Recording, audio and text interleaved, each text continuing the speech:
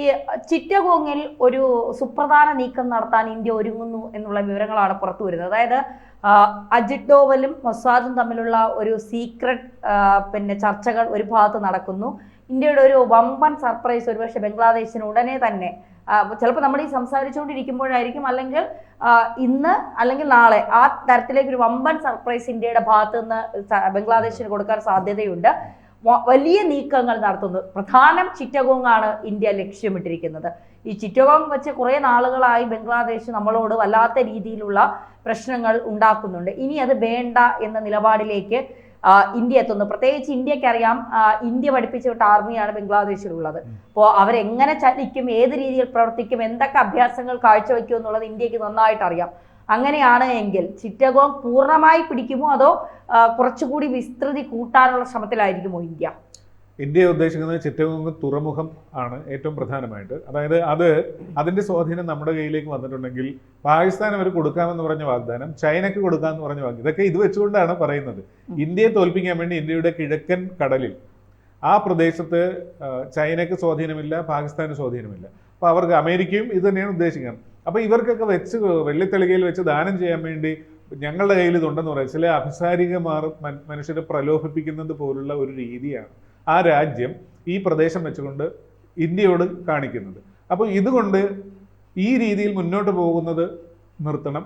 അതോടൊപ്പം തന്നെ അവിടുത്തെ സാധാരണക്കാരായ നിരപരാധിയായ മനുഷ്യരെ കൂട്ടക്കൊല ചെയ്യുന്നു. അവർ ബേസിക്കലി ഇന്ത്യക്കാരാണ്, ഇന്ത്യൻ കൾച്ചറുള്ളവരാണ്, ഇന്ത്യൻ ലാൻഡാണത്. അപ്പോൾ അതിനെ ഇല്ലാതാക്കണമെങ്കിൽ സൈനിക നടപടി അല്ലാതെ മറ്റൊരു മാർഗമില്ല. ചർച്ച ചെയ്യാൻ പറ്റുന്ന ഒരു രീതിയിലുള്ള ഒരു ഗവൺമെന്റ് അവിടെ ഇല്ല. അതായത് നമ്മൾ നിസ്സാര രീതിയിൽ നോക്കിയാൽ മതി. ഇന്ത്യ എന്ന് പറയുന്ന ഈ ലോകത്തിലെ മൂന്നാമത്തെയോ നാലാമത്തെയോ മൂന്നാമത്തെ വ്യോമസേന നമ്മളാണെന്ന് നോക്കണം. അപ്പോൾ ഏറ്റവും കുറഞ്ഞ പക്ഷം നാലാമത്തെ സൈനിക ശക്തിയെ ഇന്ത്യയെ വെല്ലുവിളിക്കാൻ 100-ൽ എവിടെയോ കിടക്കുന്ന ഈ രാജ്യം തയ്യാറാകുന്നു എന്ന് പറയുമ്പോൾ തന്നെ അവരോട് പിന്നെ ചർച്ച ചെയ്തിട്ട് കാര്യമില്ല. കാരണം അവർ നിലമറന്ന് സ്വയം മറന്ന് മതപരമായ ഭ്രാന്ത് പിടിച്ചാണ് അവർ ഇന്ത്യയെ കാണുന്നത്. ഇന്ത്യ ഒരു കാഫിർ രാഷ്ട്രമാണ് എന്ന രീതിയിൽ കാണുന്നത്. അവർക്ക് ഇത്രനാളും ചെയ്ത സഹായങ്ങൾ, ആ രാജ്യത്തെ നിലനിർത്തുവാനും കെട്ടിപ്പടുക്കുവാനും നമ്മൾ ചെയ്ത ത്യാഗങ്ങൾ, ആ രാജ്യം സൃഷ്ടിച്ചു കൊടുത്തത്, ആ മണ്ണിൻ നമ്മളുടെ ഭാഗത്ത് നിന്ന് ദാനം കൊടുത്തത്, ഇതെല്ലാം മറന്നുകൊണ്ട് ഇപ്പോഴും അവിടെ ജീവിക്കുന്ന ആൾക്കാരെല്ലാം ഇന്ത്യക്കാരാണ്, ബേസിക്കലി ഇന്ത്യക്കാരാണ്. അവർക്ക് മതം മാറി എന്നൊരൊറ്റ കാരണത്താൽ ഇന്ത്യയോട് കൊടിയ ശത്രുത വരുന്നു. ആ ശത്രുത തീർക്കുന്നത് അവിടെ ജീവിക്കുന്ന ഇന്ത്യക്കാരുടെ ചോരയും ജീവനും എടുത്തുകൊണ്ടാണ്. അപ്പൊ ഇതുകൊണ്ട് ഇന്ത്യയെ പേടിപ്പിക്കുക. ഇല്ല, നമ്മുടെ നാട്ടിലെ ഈ കൊട്ടേഷൻകാരൊക്കെ പറയാറില്ലേ, നീ ഇത്ര രൂപ തന്നില്ലെങ്കിൽ നിന്റെ കുഞ്ഞിനെ ഞങ്ങൾ ഇപ്പോൾ തട്ടിക്കളയും എന്ന് പറയുന്ന രീതിയിലുള്ള ചീപ്പ് ബാർഗെയിനിങ് ആണ് ഒരു മഹാരാഷ്ട്രത്തോട് അവർ ചെയ്തുകൊണ്ടിരിക്കുന്നത്. അപ്പൊ ഇത് കാണുമ്പോൾ അന്താരാഷ്ട്ര സമൂഹം ഇന്ത്യയെ നോക്കുന്നുണ്ട്. പാകിസ്ഥാനെ പോലെ ഒരു ആണവ രാഷ്ട്രത്തെ കയറി അടിക്കുവാനായിട്ട് പലതവണ തയ്യാറായ ഒരു ഇന്ത്യ ഇവിടെ ഏറ്റവും പരിതാപകരമായ സാമ്പത്തിക സൈനിക സാഹചര്യത്തിൽ നിൽക്കുന്ന ചെറിയൊരു പ്രദേശത്തെ, ആ ഒരു രാജ്യത്തെ, അതും അരക്ഷിതമായ ഒരവസ്ഥയിൽ ആഭ്യന്തര കലാപത്തിൽ മുന്നോട്ട് പോകുന്ന രാജ്യത്തെ എന്തുകൊണ്ടൊന്നും ചെയ്യുന്നില്ല? ഇതാണല്ലോ ഇപ്പോഴത്തെ ചോദ്യം. അത് വലിയൊരു പദ്ധതി ആയതുകൊണ്ടാണ്. നമ്മൾക്കൊരു സർജിക്കൽ സ്ട്രൈക്കാണ് ഉദ്ദേശിക്കുന്നതെങ്കിൽ അവിടെ അടിച്ചിട്ട് തിരിച്ചു പോരാം. മ്യാൻമാറിൽ നമ്മൾ ചെയ്തതാണ്, പാകിസ്ഥാനിൽ പലതവണ ചെയ്തതാണ്. പക്ഷെ ഇതൊരു സർജിക്കൽ സ്ട്രൈക്കല്ല, ഇത് ഒരു അധിനിവേശം, അതായത് ലാൻഡ് പിടിച്ചെടുക്കുവാനുള്ള തന്ത്രപരമായ നീക്കമാണ് ഇന്ത്യ നടത്തുന്നത്. ഇന്ത്യ ലാൻഡ് പിടിച്ചെടുക്കാനായിട്ട് ഈ നീക്കം നടത്തുമ്പോൾ അതിൻ്റെ പിന്നിൽ വരാവുന്ന പല കാര്യങ്ങളും കണക്കുകൂട്ടുന്നുണ്ട്. അതിൽ ഏറ്റവും പ്രധാനമായിട്ട് വരാവുന്നത് മുസ്ലിം രാഷ്ട്രങ്ങളുടെ ഒരു കോർഡിനേഷൻ ഉണ്ടാക്കാൻ ഇന്നത്തെ സാഹചര്യത്തിൽ പാകിസ്ഥാനും ബംഗ്ലാദേശും കൂടെ ഒന്നിച്ചിറങ്ങും. ചൈന മൗനമായിട്ട് നിന്നുകൊണ്ട് അതിനെ പ്രോത്സാഹിപ്പിക്കും. അമേരിക്ക ഒരുപക്ഷെ എന്താണെന്ന് വെച്ചാൽ വെയിറ്റ് ആൻഡ് സീ എന്ന രീതിയിലേക്ക് പോളിസിയിലേക്ക് പോകും. ഇന്ത്യ ഒറ്റയ്ക്ക് ഈ വിഷയത്തെ കൈകാര്യം ചെയ്യണം. സൈനികമായിട്ട് റഷ്യക്ക് സഹായിക്കാൻ പറ്റും, പക്ഷെ അന്താരാഷ്ട്ര തലത്തിൽ റഷ്യക്ക് ഡിപ്ലോമാറ്റിക് ആയിട്ടുള്ള യാതൊരു ഇൻഫ്ലുവൻസും ഇല്ലാതെ നിൽക്കുകയാണ്. അപ്പോൾ റഷ്യയുടെ സഹായം നമുക്കുണ്ടാവുകയില്ല. പിന്നെ നമുക്ക് ഉണ്ടാകാവുന്ന സഹായം എന്ന് പറയുന്നത് ഇസ്രയേലിൻ്റെയാണ്. ഇസ്രയേൽ സമാനമായ അവസ്ഥയിലാണ്. ഇസ്രയേൽ അമേരിക്കയിൽ സ്വാധീനം ചെലുത്താനായിട്ട് പറ്റും, പക്ഷേ അമേരിക്കയുടെ നയം രൂപീകരിക്കുന്നതിൽ അമേരിക്കൻ ഡീപ് സ്റ്റേറ്റിന് വലിയ പങ്കുണ്ട്. അപ്പോൾ ഇന്ത്യ എന്ന് പറയുന്നത് ഭാവിയിൽ തങ്ങൾക്കൊരു ഭീഷണിയായിട്ട് മാറാൻ സാധ്യതയുള്ളൊരു സ്റ്റേറ്റ് ആണെന്ന് കരുതുന്ന അമേരിക്ക ഇന്ത്യ ദുർബലപ്പെടുന്ന അല്ലെങ്കിൽ ഇന്ത്യ നേരിടുന്ന വെല്ലുവിളിയെ ഇപ്പൊ തൽക്കാലം സഹായിക്കേണ്ട ആവശ്യമില്ല, അത് അങ്ങനെ തന്നെ നടക്കട്ടെ എന്നായിരിക്കും അവർ കരുതുന്നത്. തന്നെയുമല്ല, ഇപ്പോൾ ഇന്ത്യയോട് ബാർഗെയിൻ ചെയ്യാനായിട്ടുള്ള ശേഷി അമേരിക്കക്ക് നഷ്ടപ്പെട്ടു പോയി. അത് അമേരിക്കയെ ഞെട്ടിച്ച രീതിയിൽ നഷ്ടപ്പെടുകയും ക്വാഡ് സഖ്യം പോലുള്ളവയിലേക്ക് സജീവമായിട്ട് വ്യാപാര യുദ്ധത്തിനെതിരെ വലിയ വിജയം നമ്മൾ വരിച്ചു. അമേരിക്കയിൽ വിലക്കയറ്റം ഉണ്ടായപ്പോൾ നമ്മൾക്ക് 20% നമ്മുടെ കച്ചവടം കൂടി, വളർച്ച 8 പോയിന്റ് കടന്ന് നമ്മൾ നിൽക്കുന്നു. ഇത് അമേരിക്കയെ പരാജയപ്പെടുത്തിയൊരു കാര്യമാണ് ആ രീതിയിൽ. അപ്പോൾ അമേരിക്കയ്ക്ക് ഇന്ത്യയുടെ ഒരു പരാജയം കാണുവാനായിട്ട് ആഗ്രഹമുണ്ട്. ആ ആഗ്രഹം എങ്ങനെയാണ്? ഒരു യുദ്ധമുണ്ടായാൽ പെട്ടെന്ന് നമ്മുടെ GDP അത് ബാധിക്കും. നമ്മളുടെ ഇവിടെ ഇൻവെസ്റ്റ് ചെയ്തിരിക്കുന്ന പല അന്താരാഷ്ട്ര കമ്പനികളും ഈ ഇൻവെസ്റ്റ്മെന്റ് പിൻവലിക്കുകയോ അല്ലെങ്കിൽ പുതിയ ഇൻവെസ്റ്റ്മെന്റുകൾ വരാതിരിക്കുകയോ ചെയ്യും. അപ്പോൾ വ്യവസായ കുതിപ്പിന് തടസ്സമിട്ടാൽ ഉൽപാദന മേഖലയിലാണ് അതിൻ്റെ ആദ്യത്തെ റിയാക്ഷൻ ഉണ്ടാകുന്നത്.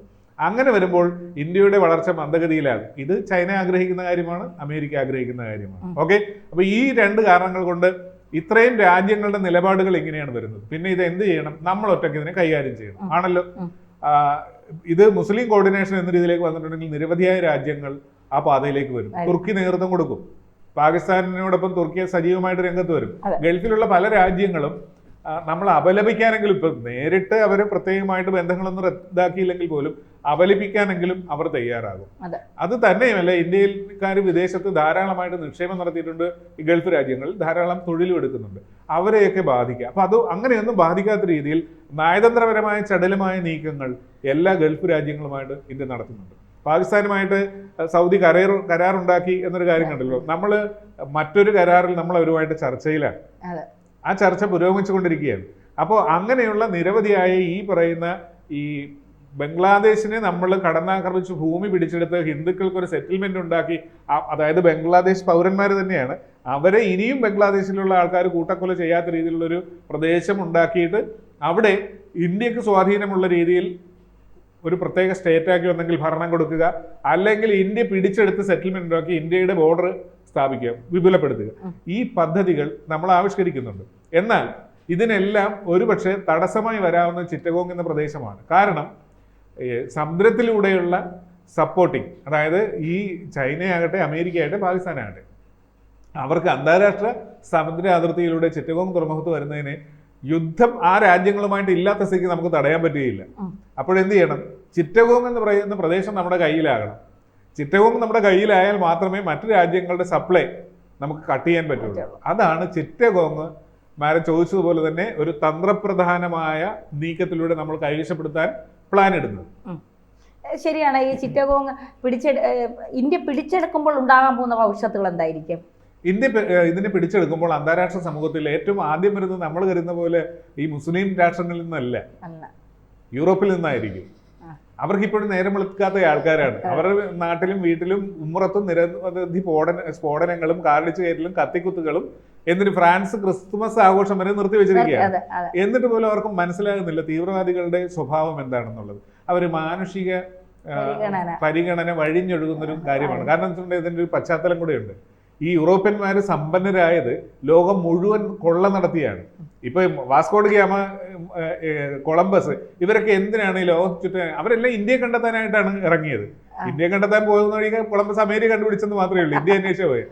ഈ ഡച്ചുകാരൊക്കെ ഇവിടെ വന്ന എന്താ, നമുക്ക് കുറച്ച് പൈസയും പൂക്കളും ഒക്കെ തന്നിട്ട് സലാം പറഞ്ഞു പോകാനൊന്നും ആയിരുന്നില്ല. ഇവിടെ കൊള്ളയടിക്കാൻ വേണ്ടി വന്നവരവരെല്ലാം. ബ്രിട്ടീഷുകാർ ഓൾറെഡി അത് ചെയ്ത് നമുക്കറിയാം, മുഗളന്മാരത് ചെയ്തറിയാം. ആ കൊള്ളയടിക്കാൻ വന്ന് ലോകത്തെമ്പാടും കൊള്ളകൾ നടത്തിയ ഈ ആൾക്കാർ കൊള്ളം മുതൽ കൊണ്ട് സമ്പന്നരായപ്പോൾ മാനസാന്തരം വന്നു. പണമുണ്ടെങ്കിൽ അങ്ങനെയാ, പണം കുറെ കുമഞ്ഞു. നമ്മുടെ നേതാക്കന്മാരെ പോലെയല്ല, അവരൊക്കെ പണം കുമഞ്ഞു കൂടിക്കഴിഞ്ഞപ്പോൾ ആത്മീയതയിലേക്കും അല്ലെങ്കിൽ പൊള്ളയായ ആത്മീയതയെ മാറ്റിക്കൊണ്ട് മതത്തിൽ നിന്ന് പോലും മാറി മാനുഷികതയിലേക്ക് അവർ കടന്നു വന്നു. അങ്ങനെ കടന്നു വന്നപ്പോൾ അവരിപ്പോൾ ലോകത്ത് എവിടെ എന്ത് പ്രശ്നമുണ്ടെങ്കിലും അതിലേക്ക് ഇടപെട്ട് മനുഷ്യ സ്നേഹം വഴിചൊഴുകുന്ന ആൾക്കാരാണ്. ബംഗ്ലാദേശിലെ ബാക്കി കാര്യങ്ങളിലൊന്നും അവരുടെ കണ്ണു തുറക്കിയില്ലെങ്കിലും നമ്മൾ അവിടെ സൈനിക നടപടി നടത്തിയാൽ അപ്പോൾ ഇന്ത്യയുമായിട്ടുള്ള കരാർ ഞങ്ങൾ റദ്ദാക്കും, ഇന്ത്യക്കുള്ള സ്പെയർ പാർട്സ് കൊടുക്കുന്ന ഞങ്ങൾ റദ്ദാക്കും, ഇന്ത്യക്ക് എന്താ മോസ്റ്റ് ഫേവററ്റ് നേഷൻ എന്ന് പറഞ്ഞ് പലരും നമുക്ക് തന്നിട്ടുണ്ട്, ഇതെല്ലാം റദ്ദാക്കും എന്ന് പറയാൻ അവർ മുറവിളി കൂട്ടുമ്പോൾ യൂറോപ്യൻ രാജ്യങ്ങളുടെ മുറവിളി സ്വാഭാവികമായിട്ട് അന്താരാഷ്ട്ര സമൂഹത്തിൽ വലിയ സ്വാധീനമുണ്ടാകും. അത് ഒരു രാജ്യമല്ല, ഒരു വലിയ യൂണിയൻ ആയതുകൊണ്ടാണ്. ആ ഒരു കണ്ടീഷൻ സൃഷ്ടിക്കലാണ് ആദ്യം നടക്കുന്നത്. അതിനെ തടയണമെങ്കിൽ വേണ്ട കുറച്ച് കാര്യങ്ങൾ കൂടെ നമ്മൾ ദ്രുതഗതിയിൽ ചെയ്യുന്നുണ്ട്. അതായത് ആഭ്യന്തരമായിട്ട് സൈനിക സാമഗ്രികളുടെ ലഭ്യത, നമ്മൾക്കൊരു ദീർഘകാലത്തേക്ക് ഈ ഏതൊരു രീതിയിലുള്ള ഉപരോധം വന്നാലും അതിനെ തടഞ്ഞു നിർത്തുവാനുള്ള സംവിധാനം ഇതൊക്കെ നമ്മൾ ഉറപ്പുവരുത്തിക്കൊണ്ടിരിക്കുകയാണ്. പക്ഷേ അത് ഏകദേശം പൂർത്തിയായിരിക്കുന്നു. അതുകൊണ്ട് തന്നെ ഇമ്മീഡിയറ്റ് ആയിട്ട് ഒരു നീക്കം, മിന്നൽ നീക്കം ഇന്ത്യയുടെ ഭാഗത്ത് നിന്ന് തുടങ്ങി വെക്കും. അതൊരു പക്ഷേ ഇന്ത്യയുടെ ഇലക്ഷൻ, ഇപ്പോൾ ഈ സ്റ്റേറ്റുകളിലേക്കുള്ള ഇലക്ഷൻ വരുന്നുണ്ടല്ലോ, അത് വരുന്നതിന് വളരെ മുമ്പേ തന്നെ പൂർത്തിയാക്കേണ്ടത് ഗവൺമെന്റിന്റെയും കൂടെ ആവശ്യമാണ്. അതുകൊണ്ട് തന്നെ അതിനു മുൻപ് ഇത്തരത്തിലൊരു നീക്കം ഇന്ത്യയുടെ ഭാഗത്തുനിന്ന് ഉണ്ടാവും. പ്രത്യേകിച്ച് ഈ ബംഗ്ലാദേശിനെയൊക്കെ ഒരുപക്ഷെ ഹിന്ദു രാഷ്ട്രം എന്നൊക്കെ പറഞ്ഞിട്ട് എന്തുകൊണ്ട് വംശഹത്യയിൽ ഇന്ത്യ സംസാരിച്ചില്ല. ഇപ്പൊ അർണവ് ഗോസ്വാമി അടക്കം കഴിഞ്ഞ ദിവസം ചോദിച്ചിട്ടുണ്ട് എന്തുകൊണ്ട് നമ്മുടെ സർക്കാർ മൗനം പാലിക്കുന്നു എന്നൊക്കെ ഉള്ളത്. അപ്പൊ മൗനം പാലിക്കുമ്പോഴാണ് നമ്മൾ ഭയക്കാനുള്ളത്. അതിന്റെ പിന്നിൽ എന്തോ ഒരു വലിയ ലക്ഷ്യം ഇന്ത്യ നേടാൻ തയ്യാറായിരിക്കുന്നു എന്നുള്ളതാണ്. അത് തീർച്ചയായിട്ടും ഉടൻ തന്നെ ഉണ്ടാകും. അത് ഇന്ത്യയെ പോലുള്ളൊരു രാജ്യം അതിന്റെ പഴയ നയത്തിൽ നിന്ന് മാറി നിൽക്കുകയാണ്. അതാണ് ഏറ്റവും ഭയപ്പെടേണ്ട ഒരു കാര്യം. പഴയ നയം എന്ന് പറയുന്നത് ഒരു പ്രശ്നമുണ്ടായാൽ ഇന്റർനാഷണൽ മീഡിയകളോടും അന്താരാഷ്ട്ര നേതാക്കന്മാരോടും ചെന്ന് പരാതി പറയുന്ന ഒരു സമീപനമായിരുന്നു നമ്മൾക്ക്. ആ സമീപനം നമ്മൾ മാറ്റി. നമ്മൾ ഒരാളോടും പോലും പെർമിഷൻ ചോദിക്കുന്നില്ല, ഒരാളുടെ അഭിപ്രായം പോലും ചോദിക്കുന്നില്ല. നമ്മൾ എപ്പോൾ എന്ത് ചെയ്യുന്നുള്ളത് മറ്റൊരാൾക്കും കണ്ടുപിടിക്കാനും പറ്റുന്നില്ല. അതുകൊണ്ട് തന്നെ ഇപ്പൊ കിരാന കുന്നുകളിൽ നമ്മൾ കയറി ആക്രമിച്ചപ്പോൾ അമേരിക്കൻ ആയുധമാണ് അവിടെ ഇരിക്കുന്ന, ആ ബോംബിന്റെ നിയന്ത്രണവും സൈനികരും അവിടെ അമേരിക്കയുടെ ഉണ്ടെന്നുള്ളത് നമ്മൾക്കറിയാം. പക്ഷെ നമ്മൾ അത് ചെയ്യാൻ തൻ്റെ ഇടം കാണിച്ചു എന്നിടത്താണ് അത് ആ സെക്കൻഡ് വരെ നമ്മൾ മൗനമായിരുന്നതിന്റെ വില നമ്മൾ മനസ്സിലാക്കേണ്ടത്. ഇവിടത്തെ മൗനം ഇതൊരു വലിയ ഈ നിശബ്ദത വലിയൊരു പ്രശ്നത്തിന്റെ മുന്നോടിയായിട്ടുള്ള അഗാധമായ മൗനം തന്നെയാണ്.